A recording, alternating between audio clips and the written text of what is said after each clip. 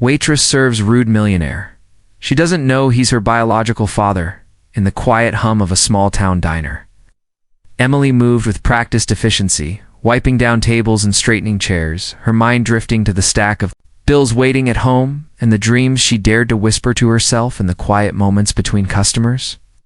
She had grown used to the long hours, the endless demands, and the occasional cruel remark from patrons who thought a waitress's life was unworthy of respect. But tonight, something felt different as the door swung open with a sharp chime that echoed through the nearly empty room. A man entered, tall and impeccably dressed in a tailored suit, his polished shoes clicking against the linoleum floor with an air of authority that seemed to make the very walls shrink in his presence. He moved with a confidence born of wealth and power, and even from a distance, Emily could see the expensive watch on his wrist glinting under the dim diner lights, silent testament to the life she had never known. He slid into a booth near the window, sitting with an air of superiority that made heads turn despite the diner's emptiness, and without hesitation. He snapped his fingers at her, his tone sharp, commanding, dismissive, as though she existed solely to serve him and cater to his whims. Emily forced a polite smile, her hands tightening around the notepad she carried, and approached the table with careful calm, masking the irritation bubbling beneath her composed exterior. He scrutinized the menu, finding fault in every item, complaining about dishes that had never received a second thought from anyone else. And when she offered suggestions, he waved her off, dismissing her advice as though it held no value, treating her not as a person, but as a fixture of the diner, invisible and replaceable. Every word, every gesture, every sneer of his arrogance stung more than the last. But Emily held herself steady, pride and resilience forged through years of hard work and disappointment, shielding her from snapping back. What she didn't. No, what neither of them realized was that this man, Richard Stanton, the millionaire she had never met, was not just another entitled customer. He was the father who had left before she was born. The man whose absence had shaped her mother's struggles and her own journey into adulthood, whose choices had unknowingly molded the woman he now dismissed so casually. Fate had conspired to bring them together in this modest diner, a place far removed from the mansions and boardrooms of Richard Stanton's world. Yet in this quiet, ordinary setting, their lives collided in a way that neither could have anticipated. And as Emily moved around him, taking orders, refilling drinks, and enduring his relentless criticism, a strange sense of familiarity flickered in her mind.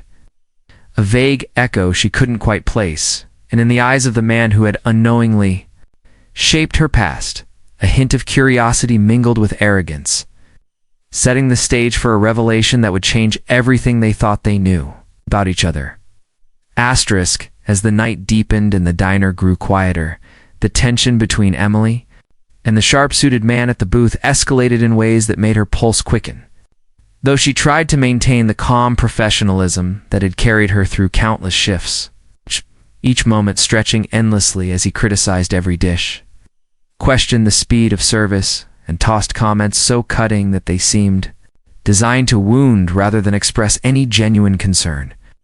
Calling out how people who work in diners don't aim high in life, as if her dreams and ambitions were meaningless, as if the blood, sweat, and effort she poured into her job were invisible to someone who judged only by appearances. And Emily bit her lip to stop the words that threatened to burst from her throat, the fire of indignation simmering just below the surface, a storm of emotion she had learned to hide behind polite nods and measured responses, all while her hands moved automatically, refilling drinks and collecting empty plates, her body moving in practiced rhythm even as her mind raced. With memories of a mother who had taught her to endure, to rise above insults, and to survive without losing herself. And yet, even amid the frustration and simmering anger, Emily felt a strange pull, a flicker of something she could not explain. As if there was a shadow of familiarity in the cold gray eyes that scrutinized her so closely, the shape of his jawline, a subtle curve of his mouth, the way he carried himself with an authority that felt both foreign and oddly intimate, stirring in her the faintest echo of old photographs she had glimpsed of her mother's past, images she had barely noticed at the time, but that now whispered a truth she was not ready to face, yet could not entirely dismiss, a nagging suspicion that refused to be silenced. And she tried to push it aside, reasoning that a man like him, a millionaire accustomed to power, wealth, and influence, could have no connection to her, that the coincidences of appearance and demeanor were just tricks of her imagination, yet the discomfort in her chest, the sudden tightness in her throat, and the inexplicable tension in the air between them told a different story, a story she could not yet name, as if fate had arranged this encounter not merely as another unpleasant shift for a hard-working waitress, but as a collision of lives that were intertwined in ways invisible to the naked eye. And while Richard continued to assert his dominance, criticizing the food, the service, and the very existence of Emily's presence, she began to notice subtleties in his behavior, tiny hints of hesitation, moments where his arrogance faltered just slightly, as if beneath the polished exterior there was something unspoken, a vulnerability he himself did not recognize. And in that quiet interplay of anger, frustration, and unacknowledged connection, Emily found herself standing taller, her resolve deepening, the clash with this man, so confident and cruel, forcing her to confront her own strength and the possibility that there was more to this encounter than simple rudeness. That perhaps this night, this shift, was about far more than serving food. It was about facing a truth that had been waiting for her in plain sight, truth that would soon demand recognition in ways she could never have anticipated. Asterisk when Emily's shift finally ended. The diner had fallen into a hushed silence, the faint hum of the refrigerator and the occasional clatter of dishes, the only sounds filling the room. And as she gathered her apron and tip jar, her movements felt heavier than usual. Weighed down by exhaustion and the lingering sting of the insults she had endured all night from the sharp-suited man who had occupied the booth near the window, his presence still commanding the space as though he owned every inch of it, sipping his expensive whiskey with an air of nonchalance, his eyes scanning the room without truly seeing anything or anyone. And Emily's hands trembled slightly as she tucked her notepad into her apron, a subtle shiver running through her at the sight of him, so calm, so detached, yet somehow impossibly familiar. Her boss, a kind but perceptive woman who had noticed the tension and the curious glances that passed between them throughout the night, stepped aside quietly and leaned toward Emily, her voice low and careful, carrying a weight that made Emily pause mid-step. "Do you know who that man is?" "That's Richard Stanton, the man who left your mother years ago," she whispered, and the words hit Emily like a physical blow, sending her heart racing and her breath catching painfully in her throat as if the very air had thickened around her. Time seemed to slow as she froze, staring at him, the pieces of a long-hidden puzzle sliding into place with an almost unbearable clarity, the sharp angles of his face, the gray in his eyes, the way his jaw tightened when he was annoyed, and a host of subtle mannerisms her mother had described in fragmented stories from her own past, stories that Emily had always considered distant and irrelevant, now demanding recognition with a force she could not ignore. Her knees felt suddenly unsteady, a wave of dizziness washing over her, and memories of the night's cruel exchanges, every snide remark about her work, every dismissive gesture, every jab at her dreams cut deeper than they ever had before, carrying with them the bitter knowledge that the man she had spent the evening resenting, silently vowing to endure, was not just a wealthy, arrogant stranger, the very father who had abandoned her mother, leaving an emptiness that had shaped her life in ways she had only just begun to understand. The anger she had swallowed all night, held in check behind her polite demeanor and careful professionalism, now surged forward with a mixture of disbelief, hurt, and a strange, aching curiosity, as if the universe had conspired to place her in this diner, in this exact moment, confronting a truth she was not prepared for but could no longer avoid. A truth that would forever alter her perception of her own past, her family, and the very man sitting there, oblivious to the connection he shared with the young woman standing before him, unaware that the daughter he had never known was staring back with eyes wide, heart pounding, and the quiet but unshakable certainty that life would never be the same again. Emily's legs felt heavy, her heart hammering in her chest, but she forced herself to step closer to the tall, impeccably dressed man who had spent the night belittling her. criticizing her work and treating her as though she were invisible.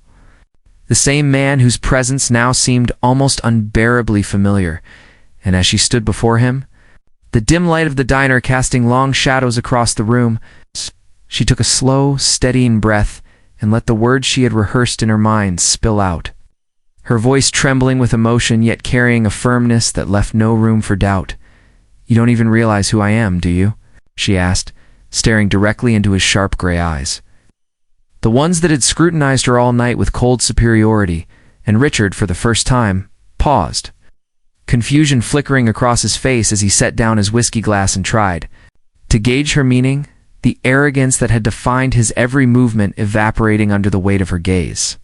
And for a heartbeat, the diner seemed suspended in time, the air thick with tension and unspoken truths, until Emily continued, her words low but cutting through the silence like a knife. "I'm the daughter you abandoned," and the effect was instantaneous, his face paling, the certainty he had carried into the diner replaced with shock and disbelief, the carefully constructed mask of wealth and power cracking as the reality of her revelation settled over him. And the room itself seemed to hold its breath as though even the walls understood the gravity of what was unfolding.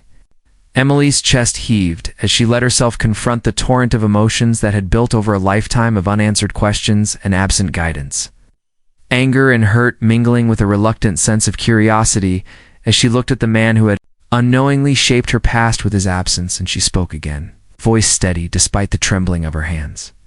"You mocked me for being a waitress, for working hard, for surviving on my own, and yet you never once thought about the life you left behind. Well, here I am."